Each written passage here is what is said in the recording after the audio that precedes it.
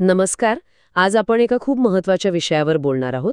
आयुर्वेदानुसार गर्भिणीची काळजी कशी घ्यावी, म्हणजे गरोदरपणाच्या 9 महिन्यांत आहार कसा असावा, जीवनशैली कशी असावी, याबद्दल आयुर्वेद काय सांगतं हे आपण समजून घेऊया.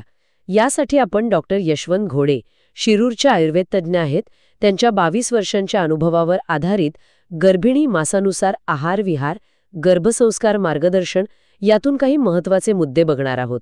म्हणजे या पारंपरिक ज्ञानातून आज आपल्याला काय घेता येईल, काय उपयुक्त ठरू शकतं हे बघण्याचा प्रयत्न करूया. चला तर मग. हो, नक्कीच. आयुर्वेदामध्ये गर्भिणी परिचर्येला खूप जास्त महत्त्व दिलेलं आहे. आणि हे फक्त म्हणजे काय खावं किंवा काय प्यावं इतकंच नाहीये, तर प्रत्येक महिन्याला शरीरात जे बदल होतात त्याप्रमाणे आहार कसा बदलावा, विहार म्हणजे आपली जीवनशैली कशी असावी, आणि सगळ्यात महत्त्वाचं म्हणजे मानसिक स्वास्थ्य कसं जपावं यावरही खूप भर दिला आहे. म्हणजे हा एक खूप समग्र विचार आहे. आपण आहारापासूनच सुरुवात करूया का मग? कारण प्रत्येक महिन्यासाठी वेगळे सल्ले आहेत असं दिसतंय. हे खरंच इंटरेस्टिंग आहे. हो. आणि त्यामागे एक विचार आहे. म्हणजे बघा, साधारण पहिल्या तिमाहीत म्हणजे पहिले 3 महिने शरीराला जास्त ताण येऊ न देण्यावर आणि पचनसंस्थेला शांत ठेवण्यावर भर दिसतो. पहिल्या महिन्यात काय सांगतात, तर दूध, साजूक तूप, उकळून थंड केलेलं पाणी आणि सफरचंद, डाळिंब अशी जी रसाळ फळं आहेत ती महत्वाची. तिखट, जास्त आंबट पदार्थ किंवा मद्य आणि मांसाहार हे पूर्णपणे टाळायला सांगतात. अच्छा, म्हणजे सुरुवातीला अगदी सौम्य आणि शीत गुणांच्या पदार्थांवर भर आहे. अगदी. मग दुसऱ्या महिन्यात थोडी ताकद मिळावी म्हणून दुधामध्ये नैसर्गिक गोड पदार्थ घालायला सांगतात.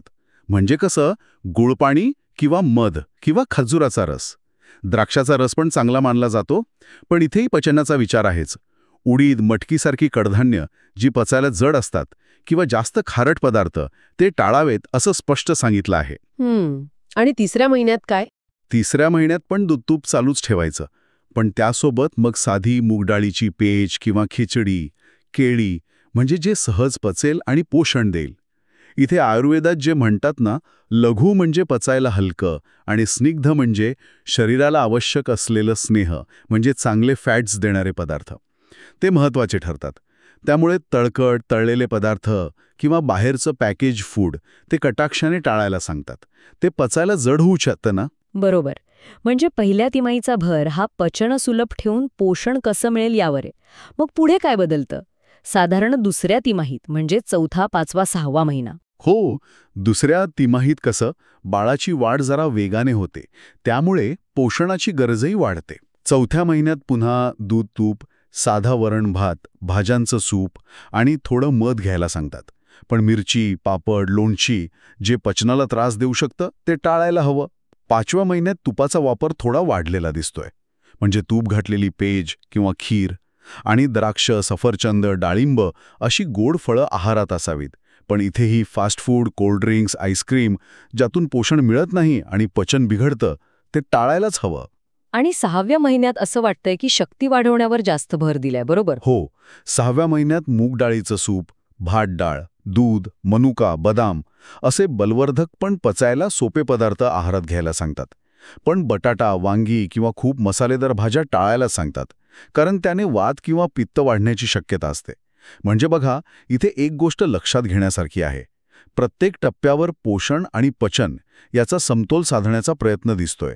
काय खावं या इतकंच, किंबहुना जास्त भर काय टाळावं यावर आहे. हो ना, हे खरंच खूप महत्वाचं आहे. आपण बरेचदा फक्त काय खावं यावरच लक्ष देतो. बरं, आता शेवटची तिमाही म्हणजे 7वा, 8वा आणि 9वा महिना, त्यात काय मार्गदर्शन आहे? 7व्या महिन्यात पुन्हा पचनसंस्थेवर लक्ष दिलेलं दिसतं. पचायला सोपं असं सूपयुक्त अन्न, तूप आणि दोडका, भोपळा, परवर यांसारख्या भाज्या ज्या सहज पचतात त्यावर भर आहे. तिखट स्नॅक्स, बेकरीचे पदार्थ, जंक फूड हे तर टाळायलाच हवं. 8व्या महिन्यात तूप घातलेली खिचडी, पेज यासोबत एक विशेष गोष्ट सांगितली आहे, शतावरी घृत किंवा यष्टीमधू घृत. पण इथे एक महत्वाची सूचना आहे की हे तज्ज्ञांच्या किंवा वैद्यांच्या सल्ल्यानेच घ्यावं, स्वतःच्या मनाने नाही. अच्छा, ही औषधी तूपं आहेत म्हणजे? हो, ती औषधी आहेत. प्रत्येकाच्या प्रकृतीनुसार त्यांची गरज आणि मात्रा वेगळी असू शकते. आणि या 8व्या महिन्यात रात्री उशिरा जेवणं किंवा तळलेले आंबट पदार्थ खाणं टाळावं. आणि अगदी 9व्या महिन्यात, म्हणजे जेव्हा प्रसूती जवळ आलेली असते तेव्हा, 9व्या महिन्यातही पुन्हा दूध, तूप, गोड आणि शीतल पदार्थ, सौम्य सूप यावरच भर आहे. यष्टीमधू घृत घेण्याचा सल्ला पुन्हा दिला जातो, अर्थात वैद्यकीय सल्ल्यानेच. कदाचित ते सुलभ प्रसूतीसाठी मदत करत असेल. या काळातही मसालेदार पदार्थ, आमसूल म्हणजे कोकम घातलेले पदार्थ किंवा रात्री उशिरा खाल्लेलं अन्न टाळायला सांगतात. म्हणजे जर आपण हे सगळं एकत्र बघितलं तर एक गोष्ट अगदी स्पष्ट होते की पूर्ण 9 महिने अगदी शेवटच्या दिवसांपर्यंत पचन सुलभ ठेवण्यावर आणि शरीराला शांत ठेवण्यावर खूप जास्त प्राधान्य दिलेलं आहे. तर आहाराबद्दलचा एकंदर सूर असा दिसतोय की ताजं, सात्विक, पचायला सोपं, स्निग्ध आणि प्रत्येक महिन्याच्या गरजेनुसार थोडं बदलणारं अन्न असावं. पण आयुर्वेद फक्त आहाराबद्दल बोलत नाही, बरोबर ना? जीवनशैली, ज्याला विहार म्हटलंय, त्याबद्दल काय मार्गदर्शन आहे? अगदी बरोबर. विहार म्हणजे आपली रोजची दिनचर्या आणि सवय. त्यालाही आहाराइतकंच महत्त्व दिलं आहे. आणि चांगली गोष्ट म्हणजे विहाराबद्दलचे बरेचसे नियम हे सर्व 9 महिन्यांसाठी जवळपास सारखेच आहेत. अच्छा, मग काय आहेत ते नियम? गर्भिणीने काय करावं आणि काय टाळावं? सगळ्यात महत्त्वाचं म्हणजे पुरेशी आणि वेळेवर झोप घेणं. आणि त्यातही विशेषतः डाव्या कुशीवर झोपण्याचं महत्त्व सांगितलं आहे. हो का? डाव्या कुशीवरच? त्यामागे काही कारण? हो, आयुर्वेदानुसार आणि आता मॉडर्न सायन्स पण सांगतं की डाव्या कुशीवर झोपल्याने रक्तप्रवाह सुधारतो, विशेषतः बाळाकडे, गर्भाशयाकडे जाणारा रक्तपुरवठा, आणि त्याने पचन आणि किडनीचं कार्य पण सुधारतं असं म्हणतात. अच्छा, हे महत्वाचं आहे. अजून काय करायला सांगितलंय? रोज थोडा वेळ मोकळ्या हवेत अगदी हलका फेरफटका मारणं, तज्ज्ञांच्या मार्गदर्शनाखाली श्वासाचे व्यायाम म्हणजे प्राणायाम करणं, मनाला शांत वाटेल असं संगीत ऐकणं, चांगली सकारात्मक पुस्तकं वाचणं आणि दिवसातून थोडा वेळ तरी विश्रांती घेणं, हे सगळं फायद्याचं मानलं जातं.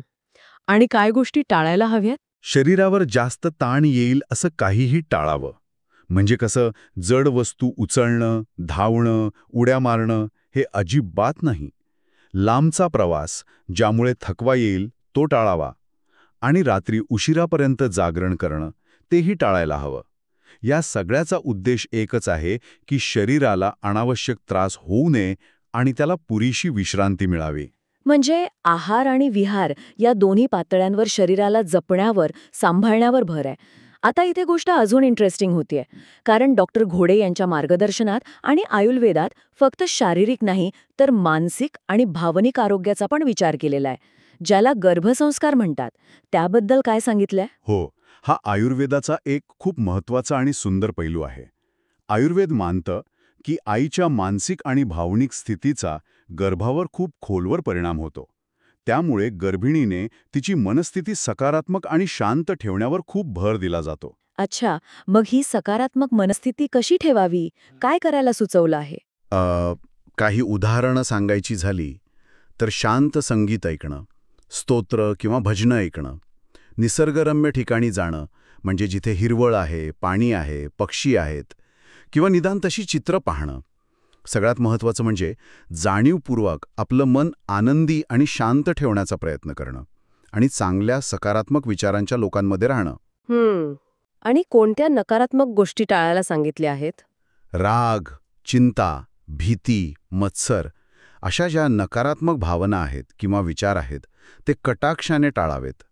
भांडणतंटे, घरातला कलह किंवा वाईट संगत हे सगळं टाळावं. दुःखद बातम्या ऐकणं किंवा वाचणं किंवा मग हिंसा, नकारात्मकता असलेले चित्रपट किंवा दृश्य पाहणं हे सुद्धा टाळायला सांगितलं आहे. म्हणजे आईच्या विचारांचा आणि भावनांचा बाळावर इतका परिणाम होतो असं आयुर्वेद मानतं? हो, अगदी. त्या सूक्ष्म पातळीवर काय परिणाम होत असेल याची दखल हजारो वर्षांपूर्वी आयुर्वेदाने घेतली होती. हा विचार खरंच खूप खोल आहे. तर मग या सगळ्याचा अर्थ आपण असा घेऊ शकतो का की आयुर्वेद गर्भिणीकडे एका, काय म्हणतात त्याला, होलिस्टिक अप्रोचने, म्हणजे एका समग्र दृष्टीने पाहतो, जिथे आहार, शारीरिक हालचाल म्हणजे विहार आणि मानसिक भावनिक आरोग्य म्हणजे गर्भसंस्कार हे सगळं एकमेकांशी जोडलेलं आहे, वेगळं नाही? अगदी बरोबर बोललात. डॉक्टर घोडे यांच्या मार्गदर्शनाचा आणि एकंदरीत आयुर्वेदाच्या या विचारांचा गाभा किंवा सार हाच आहे. गर्भावस्थेचा प्रत्येक टप्पा, शरीराच्या आणि मनाच्या बदलत्या गरजा, हे सगळं लक्षात घेऊन पचायला सोपा पण पौष्टिक आहार घेणं, शरीराला आवश्यक विश्रांती आणि योग्य तो हलका व्यायाम देणारी जीवनशैली ठेवणं, आणि सगळ्यात महत्त्वाचं म्हणजे सकारात्मक, शांत आणि आनंदी मनस्थिती जपणं, हाच गर्भसंस्काराचा खरा पाया आहे. हे काही केवळ ठराविक विधी करण्यापुरतं मर्यादित नाहीये, तर ती एक संपूर्ण विचारसरणी आहे, एक जीवनशैली आहे. वर म्हणजे मासानुसार आहार विहार आणि गर्भसंस्कार खूप सविस्तर बोललो. आहारातील प्रत्येक महिन्यानुसार बदल, जीवनशैलीचे साधे पण महत्वाचे नियम आणि मानसिक स्वास्थ्याचं महत्त्व, हे सगळं आज छान उलगडलं. जाता जाता एक विचार मनात येतोय, जो श्रोत्यांनी पण करावा असं वाटतं. आज आपल्याकडे आधुनिक वैद्यशास्त्र आहे, उत्तम सोयी आहेत, डॉक्टरांचे सल्ले उपलब्ध आहेत. अशावेळी आयुर्वेदासारखं जे हजारो वर्षांचं पारंपरिक ज्ञान आहे, त्याच्याकडे आपण कसं बघावं? या दोन्ही ज्ञानशाखांची काही सांगड घालता येईल का? किंवा या दोन्हीमधून म्हणजे आधुनिक विज्ञान आणि आपलं पारंपरिक शहाणपण, यातून प्रत्येकाने आपल्यासाठी सर्वोत्तम काय आहे याचा विचार करायला नक्कीच वाव आहे. विशेषतः मन, शरीर आणि आहार यांना वेगवेगळं न बघता एकत्रितपणे पाहण्याची जी आयुर्वेदाची दृष्टी आहे, ती आजच्या धावपळीच्या युगातही खूप महत्त्वाची ठरू शकते, नाही का? नक्कीच. गर्भिणीच्या आरोग्याकडे आणि एकूणच आरोग्याकडे पाहण्याचा हा एक वेगळा आणि निश्चितच विचार करायला लावणारा दृष्टिकोन आजच्या चर्चेतून मिळाला.